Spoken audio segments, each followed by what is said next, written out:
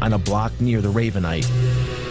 This is some of the actual footage shot by the FBI. Gotti reveled in his public persona as Mafia Godfather. He made no attempt to hide the fact that he was meeting with his criminal gang. The rest of the family was required to come down there as a command performance to meet with John, discuss business, kiss his rear end, give him money, what have you. So during the course of the week, you might have all 20 caps in the family down there on different nights, plus 80 to 90 to 100 soldiers, all standing out there in broad daylight. And for us, it was a gold mine, just seeing, identifying the entire Gambino family during the course of the week, all in one place. Pictures, though, were not enough. To get a conviction, the FBI also needed to hear Gotti talking about his crimes.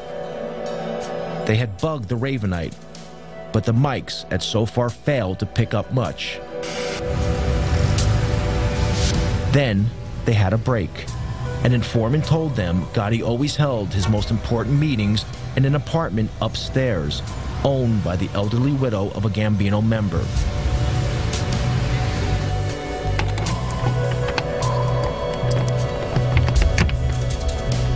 When the old lady went on vacation, FBI agents broke in and placed a bug in the apartment. But a few days later, we heard the back door of the social club open up, and we heard him walking up the stairs, and sure enough, we hear the door, apartment number 10, open. And they all sit down, and they start talking. And after a few minutes, it became obvious that they weren't concerned about microphones because they had a radio on, but they turned it down because it was too noisy. They all talked loud because we found out later John Gotti's deaf in one ear. So the tapes are all loud and clear and tremendous quality. You tell this punk, I meet John Gotti tonight to sever your mother head off, you sucker. The secret recordings revealed the true face of a Mafia Godfather, very different from the one Gotti showed his adoring public. John, listen, I call you the house 5 times yesterday. Now, if you'll disregard my phone calls, I'll blow you in the house up. When John's upset, he starts talking loud and clear, and he forgets about things he should not talk about, like past murders. Gotti was arrested. In January 1992, he was sent to trial, facing charges of multiple murder and racketeering. It would be his 4th trial in 6 years. Yet again, New York was riveted by John Gotti. Celebrities flocked to the trial. The gallery, it was almost a circus-like atmosphere. Mickey Rourke came in one day. Anthony Quinn came in to watch the trial. They sent in a boxer, Ronaldo Snipes, who glowered at the jury and within half an hour was kicked out. John, listen, I call you the house 5 times yesterday. Now, if you'll disregard my phone calls, I'll blow you in the house up. Gotti was his normal cocky self, he's full of bravado. But when you played those tapes, you watch his face, and you knew that's the last thing you wanted to hear was his big mouth. You tell this punk, I meet John Gotti tonight to sever your mother head off, you sucker. Gotti had damned himself, but the tapes would have another unexpected impact.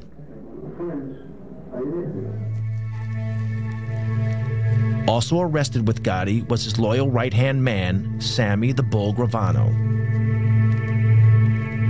Dominic Montiglio went to school with Gravano. Later, both men would become mobsters with the Gambino crime family. Sammy was always a tough kid. He and I went to school together from when we were like in kindergarten. I mean, he killed his brother-in-law, Louis, which was like his childhood friend. I mean, Louis Melito. They grew up together and hung out together. They stole together. They did all of that. He killed Louis. You couldn't trust Sammy. Gravano had become disillusioned with Gotti. To Gravano, a real godfather shouldn't be courting publicity. He should be operating in the shadows, like Paul Castellano had done. But Gotti had no respect for anyone, including his underboss. something that the FBI exploited. At a pretrial hearing, Agent Bruce Mao played Gotti and Gravano a tape. On it, Gotti was extremely critical of his underboss. I met you, and you too. Finally, and Sandy, he might not put a picture about that. So when the man died, he's going to jail. And so you got Gravano and Gotti sitting side by side at the defense table, and we start playing that tape. And Sammy turns red. He's starting to explode. He's just ready to burst. John Gotti, for the first time, is embarrassed. He's turning white. He just wants to duck under the table. He's so embarrassed because he knows he got caught bad mouthing his consigliere, his underboss, his right-hand man. Gravano would be the final nail in Gotti's coffin. Bruce calls me one day at my desk. He says to me, "You sitting down?" I said, "Yes, I'm sitting down." He said, "Sammy wants to cooperate." Sammy was brought in the room. He walked over, shook my hand, and said, "I want to go from our government to your government." Never before had so senior a figure betrayed the American mob. Gravano's testimony landed the killer blow in court. He revealed how he and Gotti had planned the murder of their one-time boss, Paul Castellano, then watched from a car as Castellano was gunned down.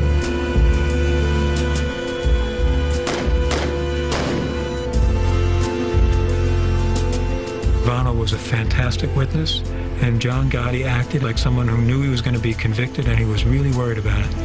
He was ornery, snapping at me, snapping at his lawyers. It was, I enjoyed watching it. In April 1992, Gotti was found guilty on 13 charges, including murder and racketeering. The judge sent the Godfather to one of the toughest jails in the U.S., Marion Federal Penitentiary in Marion, Illinois. The sentence was steep, life without the possibility of parole.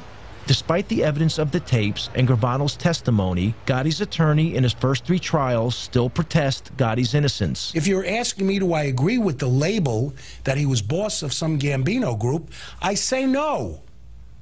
To you, I've said no all my life. He said no.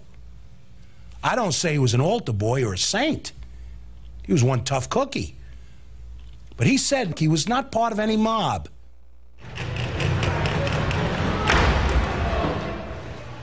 In the United States, the mob boss, John Gotti, was facing a life sentence in prison. But in Sicily, the Italian government seemed powerless. Mafia godfather Toto Riina killed at will. Anti-mafia prosecutor Giovanni Falcone had been murdered. Palermo waited anxiously for Riina's next move. Falcone's mantle had fallen to another magistrate, Paolo Borsellino. Borsellino and Falcone had grown up together and had devoted their adult lives to fighting organized crime.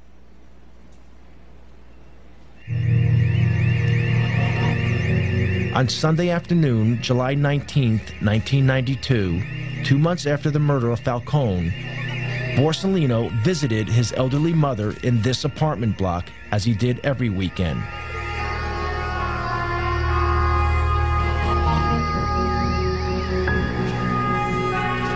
A massive car bomb exploded, killing Borsellino and 5 of his bodyguards.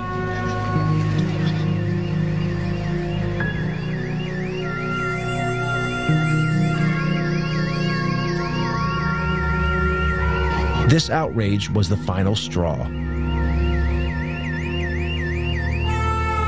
It caused a revolution against the mafia, led by the people of Palermo. After the killing of Paolo Borsellino, the reaction of people, of population in Palermo was enormous. The women, the children, the people reacted, just crying, "Basta, no more, enough is enough." Enough was enough. Thousands poured onto the streets of Palermo in a wave of anger unprecedented in Sicilian history. Everyone sensed the Mafia's next target was Mayor Leoluco Orlando, elected to office pledging to rid Palermo of the Mafia. When he appeared in public, women and children threw a protective cordon around him, daring the Mafia to kill them to get to the mayor. They sent a clear message. The message was that I was not alone. The message was that the Mafia can kill a man. The Mafia can kill 10 men, but the Mafia cannot kill thousands and thousands of women and children. It was the beginning of the end. People power had beaten down the Mafia. The government flooded Sicily with thousands of troops, determined to crack down hard on the Mafia.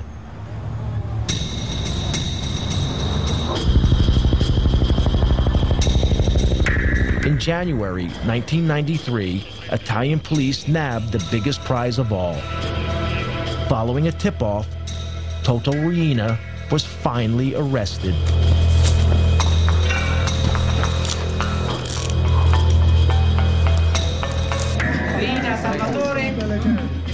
Salvatore Riina was captured in Palermo by the Carabinieri this morning.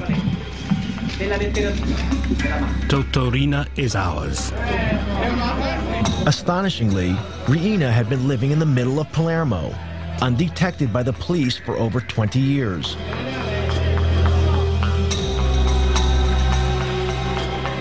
When Riina was paraded in public, Italians were shocked. This inoffensive-looking, peasant-like character was responsible for the brutal slayings of Falcone and Borsellino, along with hundreds of others. At his trial, Riina painted himself as a poor old man who knew nothing about the Mafia.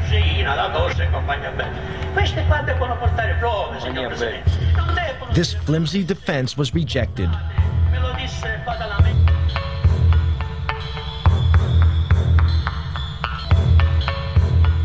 Riina was sentenced to life imprisonment to be served away from Sicily in a jail on the Italian mainland.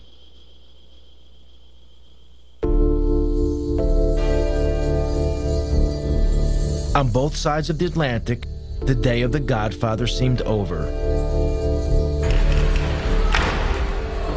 John Gotti died of cancer in prison in 2002, 10 years into his life sentence. With Gotti's death, an era ended. By publicly flaunting the fact that he was boss of bosses, he ensured that law enforcement agencies would leave no stone unturned to finally smash the mob. The future is pretty grim for the mob if the FBI and other federal agencies keeps the pressure on to go after these guys. The biggest mistake we could make is declare that the war and the mob is over with, we've won, and go off to do other things. These people are very resilient. 5 years they could regroup, reorganize. They'll never be as effective as what they were 30 years ago, but they'll still be a viable criminal force. In the U.S., the mob is moving with the times. They're involved in internet fraud, sex phone lines, and stock exchange scams. But they are no longer the power they once were. And the FBI is determined to not let Russian, Chinese, or other immigrant criminals dominate their neighborhoods in the way Italian gangsters once controlled theirs.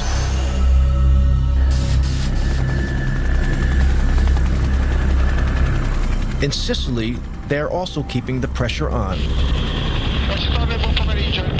Yet in these hills, even with Riina in prison, the Mafia is still here. Invisible, but deadly. Today, there are new leaders. They are also from the Mafia stronghold of Corleone. They have turned their backs on the self-defeating tactics of Toto Riina. No longer do they assassinate public officials. Like the leaders of old, they prefer to pull the strings from the shadows. Forse vivemmo tutti quanti una vera grande illusione che I think we were all a bit deluded.